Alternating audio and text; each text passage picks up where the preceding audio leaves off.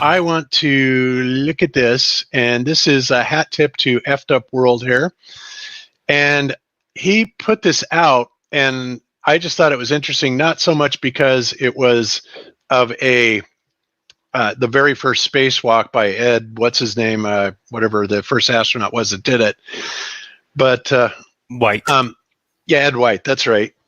But notice what he has in his hand here, guys.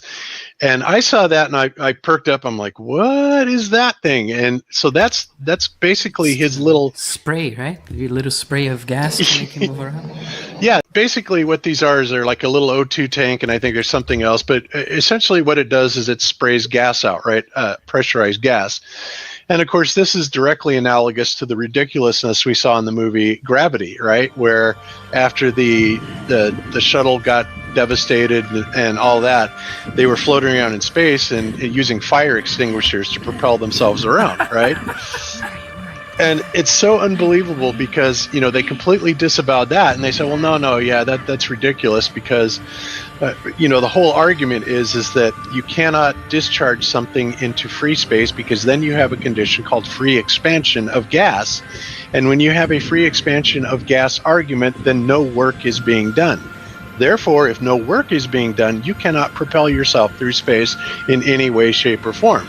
Now, with rockets, they're telling us that essentially what they're doing now is they are putting out a high-speed stream of gas, and the mass from that gas alone, they're saying that they can build up enough pressure, back pressure against it, that they can actually propel themselves off of it, which, of course, is a complete lie and utter nonsense because, again, you've got the entire, space at 10 to the negative 17th torr, which will dissipate anything, free expansion, instantaneously. So the idea that you could have any type of little portable unit in operation is ridiculous. And of course, they call these things astronaut propulsion units, APUs. So what you're saying is gas expands in a vacuum. It doesn't just stay in one place. The greater the vacuum, the greater the expansion. And if you pop that balloon, that gas will immediately fill the entire vacuum. So if gas were to come out of a rocket in outer space, we shouldn't be thinking of it staying together like some kind of a rainbow. That gas should immediately disperse, leaving nothing to push off of. And let's just think this through.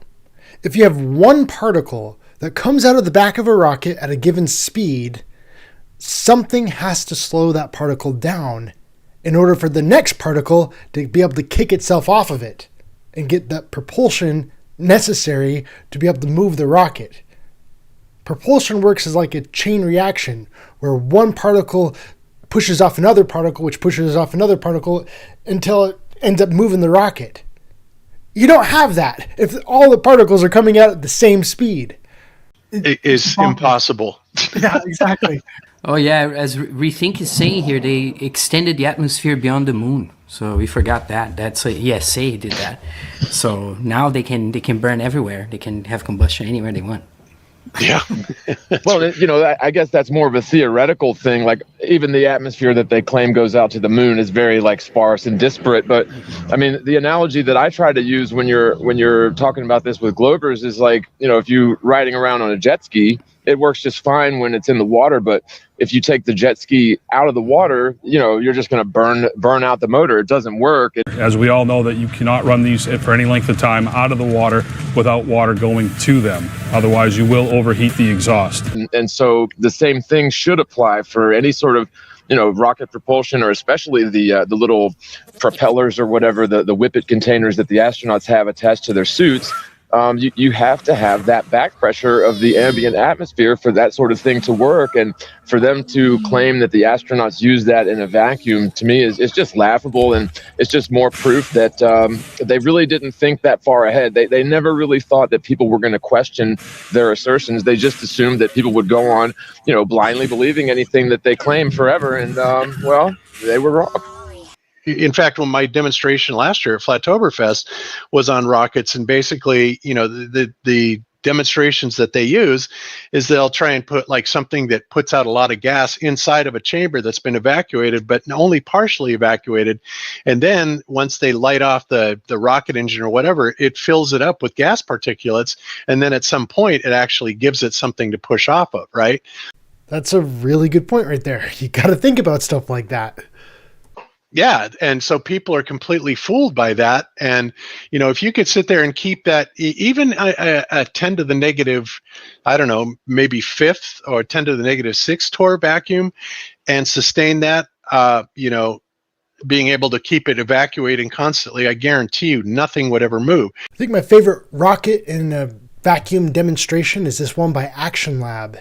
This vacuum is puny compared to the intensity of the vacuum of space, as they claim. So you'll see a stream of gas come out of the syringe rocket here. It's not an automatic dispersal here. But you'll notice that no movement takes place until the end of that gas stream hits the wall. It is the wall that slows that gas down, allowing that chain reaction to take place, which then moves the rocket. And people have to remember, there are no walls to push off of in the claimed outer space. Yeah. Anyway, so I kind of got sidetracked. But anyway, what I wanted to point it out, and this is great. Besides that little thing that I caught onto here, you have to really laugh. And when you're checking out the motion of this guy, right? So he's going to go off on his little journey here. Even though his suit does not look all puffed up like a balloon, he's really stiff. And it's like he only moves one body part at a time here. Just this whole rotation here, that's really direct. And that's a very sudden stop that he came to.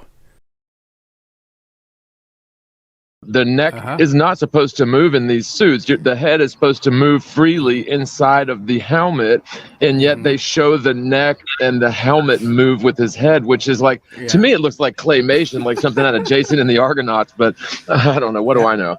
Yeah, it is. It is the same animator. I think Ido talks about that. There's this person that won the Academy Awards for clay animation that particular year, and he got hired to do both the Russians and the Americans for the Gemini kind of era.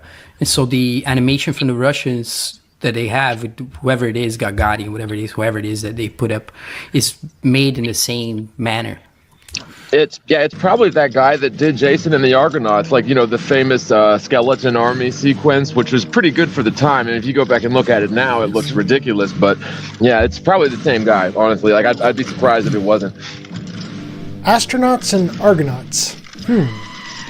Except I think these skeletons were animated better than the astronaut was. Yeah, I look at it and I see Gumby and Pokey. That old claymation type of series. Gumby. Yeah, that's going back a few. I'm showing my age there, but just pretty interesting. So watch the angles on the Earth. I mean, when it goes around.